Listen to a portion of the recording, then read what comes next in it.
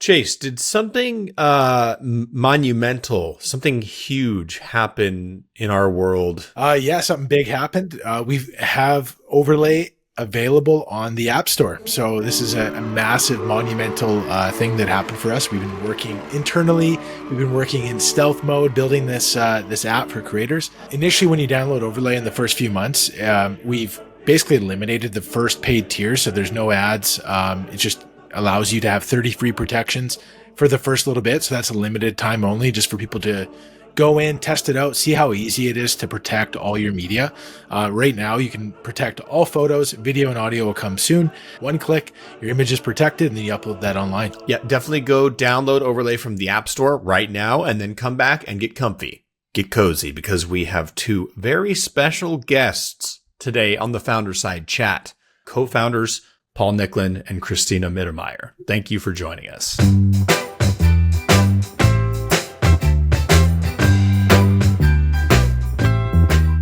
So Chase and I have created a little game, a little exercise, if you will, where we try to recreate the styles and the photos of famous photographers in Midjourney using the most basic of prompts, typically just their name and then the word photo. And this kind of proves within reason that their work was used to train these AI models. So the game is pretty simple. Paul and Cristina have 3 guesses collectively as a team to determine which photographer we put in the prompt to generate the images. The first example today is actually 2 photographers who you both might know fairly well. Photographers number 1 and 2. Are you ready? I'm going to bring up the photo.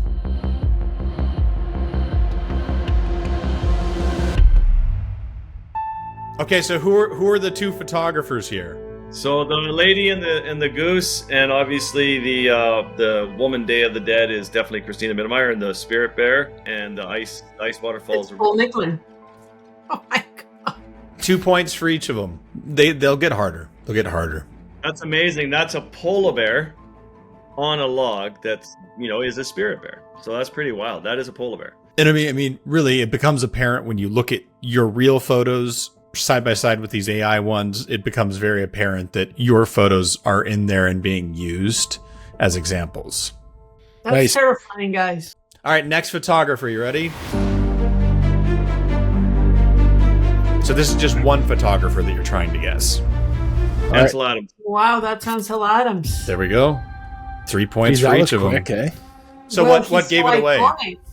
Just black and white, beautiful scenics, large plate camera, simple but very moody composition, lots of dodging and burning, and very much his style. And Yosemite, almost Yosemite all 4. His stomping ground for sure. But for those of us who studied black and white photography, you can see his zone system, from the whites all the way to the blacks. And that's what's that? Can you go into that a little bit more? What's that mean? Ansel Adams used to use these little zone systems all the way from white to black and all the shades of gray in between to dodge and burn his work. And that's why these variation in tonalities is so iconic of his work. I see. Okay, that one was pretty quick. So you guys got 3 points. Way quicker than I expected. Next one. So you guys are 3 for 3 so far.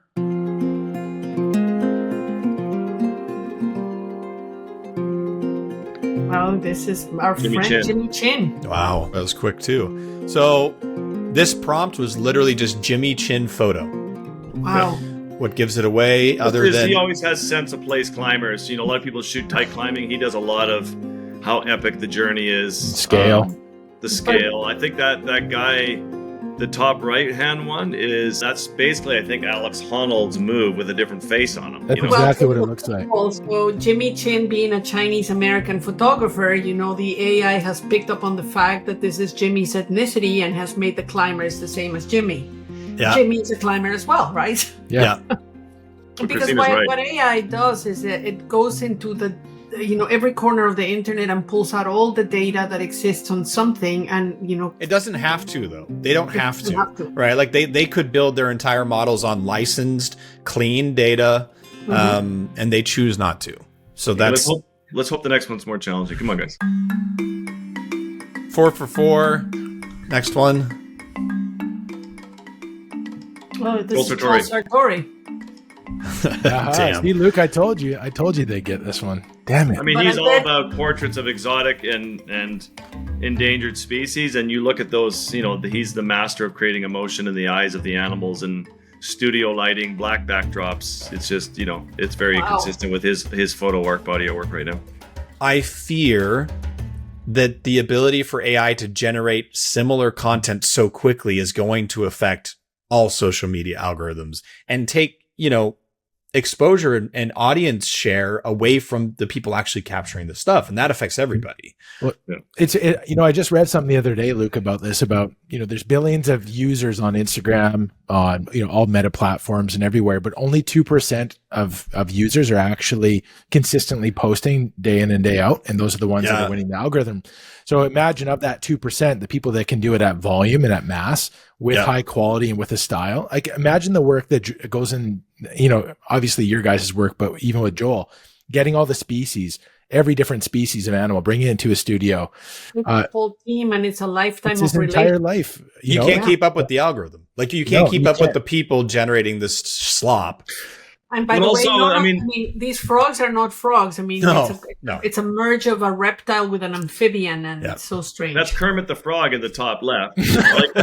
And so is the bottom right. As we battle a 70% loss of biodiversity on the planet in the last 50 years, now it can look like we have all these new species. We can create an abundance of life. Exactly. And we can be like every day looking at stuff like, wow, I didn't know that existed. And well, even Katie Couric, has been in journalism for 40 years, wrote me yesterday and said, is this real? And it was just the most fabricated, awful picture of somebody with a shark. And, it's just...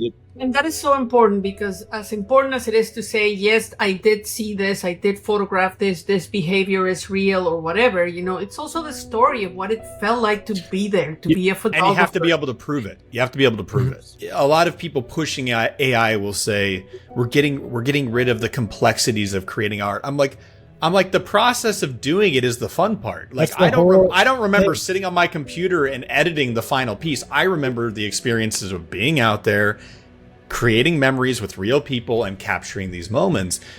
Taking that away makes art not fun. And taking away the complexities of being human turns us into robots.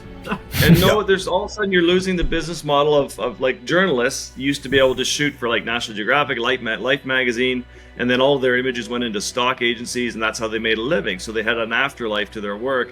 That all went away. And now all of a sudden, journalism, Life magazine's gone, National Geographic is getting smaller, journalism is going to go away. Then we have no real storytelling in the world anymore. It's just like what anybody wants to fabricate whatever.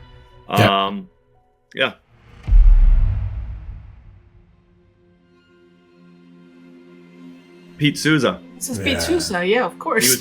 He was photographing the Democratic National Convention last night, and he was still hanging out with Obama himself. President Obama's personal photographer during his 8 years presidency at the White House. This one specifically opens up a whole nother can of worms. Well, yeah, I mean, with the Associated Press, it's the same thing as NatGeo. You lose the entire integrity of the people that have the skills and the storytelling capabilities, and you can craft up anything you want.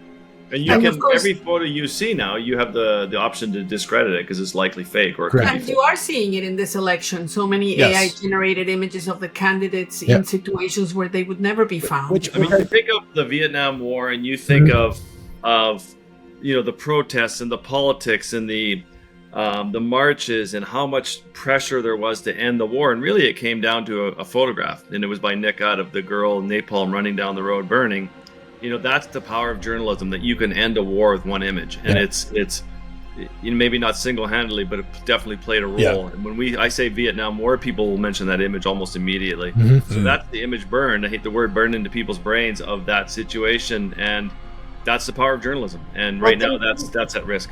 Think about Robert Capa, and he was the father of war photography, and he and people like Susan Sontag said, we need to send photographers to the front lines to bring the horrors to our living room so that we are not numb to the suffering. Now you see photos of a genocide going on, you're like, it's probably fake. I mean, it's even happening to me with Palestine, where in the Gaza Strip, I see these images. I'm like, oh, that's really, really upsetting. But you know what? Oh, I'll tell myself it's probably fake, just so I can take the pressure off myself, because you feel nauseous.